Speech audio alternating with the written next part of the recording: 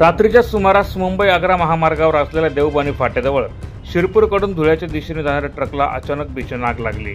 ट्रकमध्ये short circuit झाल्याने ही आग लागल्याचे बोलले जात आहे। वाहन चालकाच्या वेळीच लक्षात येताच त्याने गाडीतून उडी घेत आपला जीव वाचवला। त्यानंतर गहूने भरलेल्या कंटेनरची संपूर्ण कॅबिन पूर्णपणे जळून खाक झाली। घटनेची माहिती मिळताच धुळे मनपाच्या अग्निशामक दलाच्या माध्यमातून ही आग आटोक्यात आणण्याचे प्रयत्न करण्यात आले। दरम्यान महामार्गावर मोठ्या प्रमाणात ट्रॅफिक झाली होती। सोनगिरी पोलिसांच्या मदतीने ट्रॅफिक सुरळीत करण्यात आली। प्रतिनिधी सुनील निकम, माझा महाराष्ट्र न्यूज, धुळे।